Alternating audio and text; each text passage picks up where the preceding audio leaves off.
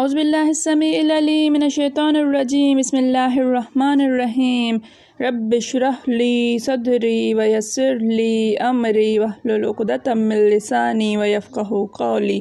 رب یسر ولا تؤثر وتمم بالخیر رب زدنی علما۔ السلام علیکم ورحمۃ اللہ وبرکاتہ۔ الحمدللہ ہم سورہ بقرہ کا ترجمہ و تفسیر کر رہے ہیں۔ 187 آیات کا ترجمہ و تفسیر الحمدللہ ہم کر چکے ہیں۔ آج کا سبق آیت نمبر 188 سے دیکھیے۔ اعوذ باللہ من الشیطان الرجیم ولا تأکلوا اموالکم بینکم بالباطل وتدلوا بها الى الحکام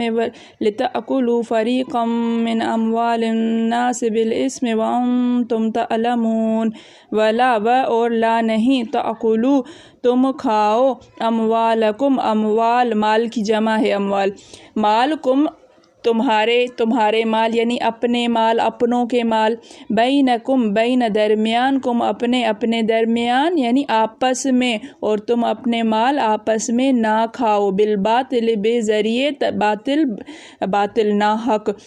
ناحق باطل کے ذریعے سے، باطل طریقے سے، اور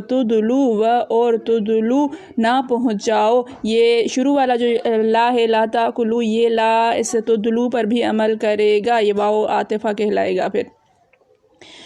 تدلو نہ پہنچاؤ، تدلو اصل میں پہنچانا، لیکن لا کی وجہ سے یہ ہوگا کہ نہ پہنچاؤ، بہا بے سے، ہا اس سے، الی الحکام الی طرف، حکام حاکم کی جمع ہے، یہ حاکموں تک، لتاکلو لے تاکہ، تاکلو تم کھاؤ، یہ جمع کا صیغہ ہے، فریقاً کوئی حصہ، من سے، اموال مال کی جمع، الناس لوگ،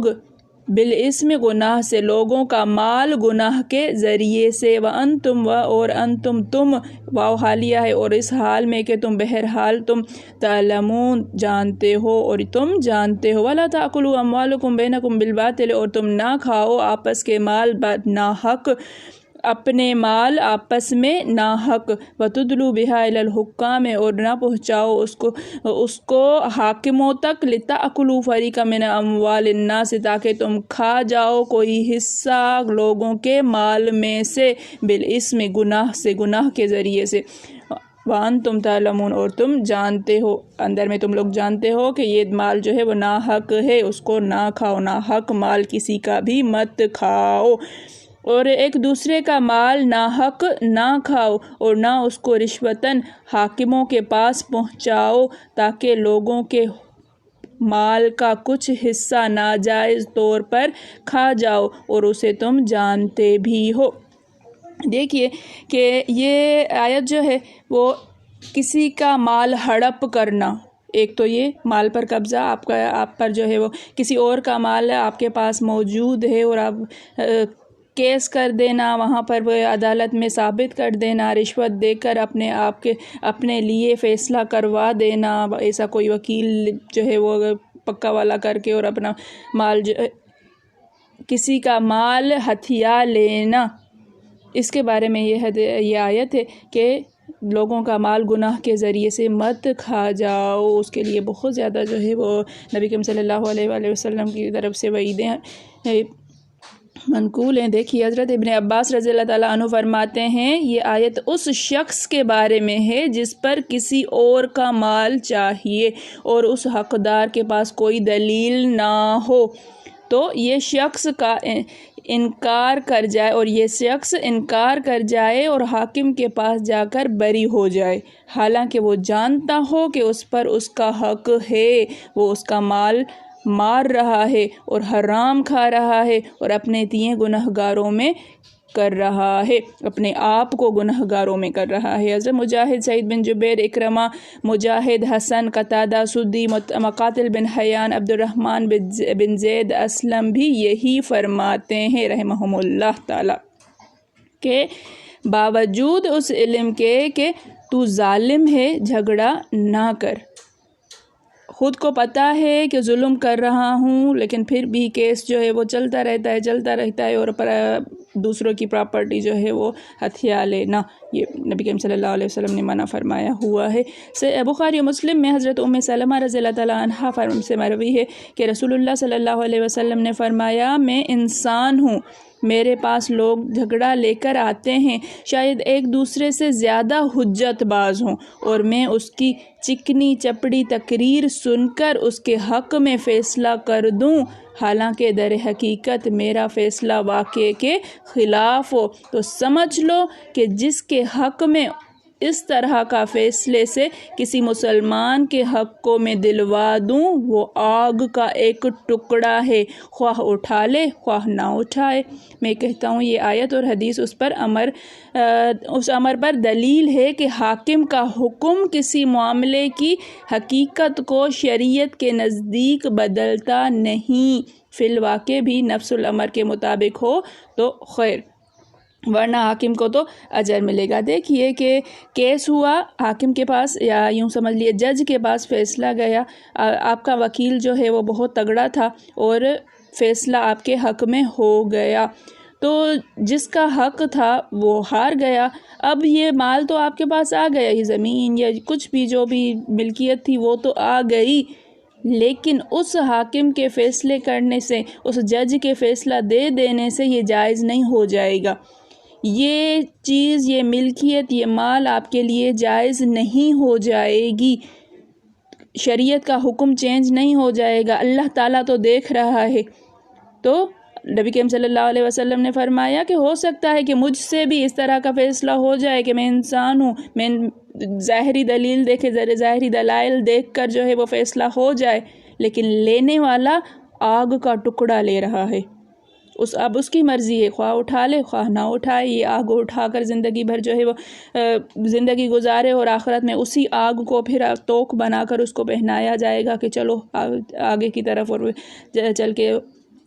حساب کتاب دو، اس کی اب اپنی مرضی ہے۔ اس کے بارے میں ہی یہ اب جو جج فیصلہ کرتا ہے، اگر اس نے صحیح فیصلہ کیا تو اس کو اجر ملے گا، اگر اس نے ظاہری دلائل دیکھ کر فیصلہ دیا تو اس کو گناہ نہیں ملے گا۔ اس نے تو دیکھ کر، دلیلیں دیکھ کر ایک فیصلہ دیا ہے، اس نے تو اپنی عقل کے مطابق دیا ہے، اس کو تو معلوم نہیں تھا کہ یہ حق ہے یا ناحق ہے، تو اس پر حاکم کی پکڑ نہیں ہوگی یا جج کی پکڑ نہیں ہوگی، پکڑ ہوگی تو جس کو پتہ ہے، جو مال کھا رہا ہے اس کو ہوگی۔ اللہ تعالیٰ سب کو محفوظ رکھے کسی کا ناحق مال کھانے سے۔ اب فیصلے کی بنا پر حق کو ناحق لینے والا اللہ کا مجرم ٹھہرے گا اور اس پر وبال باقی رہے گا، جس پر آیت مندرجہ بالا گواہ ہے کہ تم اپنے دعوے کو باطل ہونے کا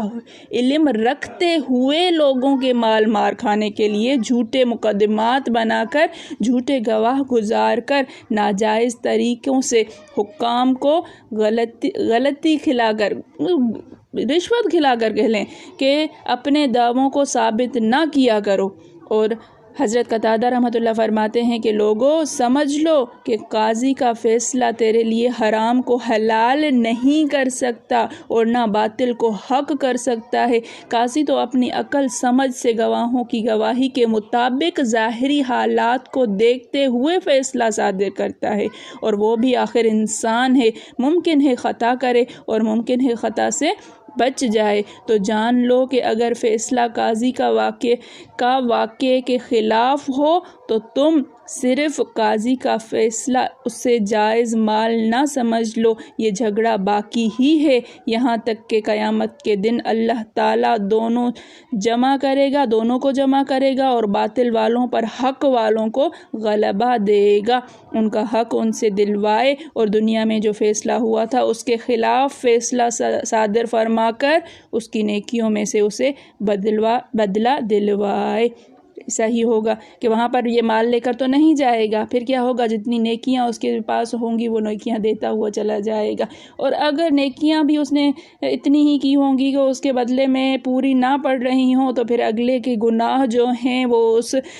ہڑپ کر جانے والے کے پاس آ جائیں گے۔ اللہ تعالیٰ محفوظ رکھے، اللہ تعالیٰ کسی کی جو ہے وہ ایک تنکے سے بھی باطل طریقے سے لینے سے بچائے، اللہ تعالیٰ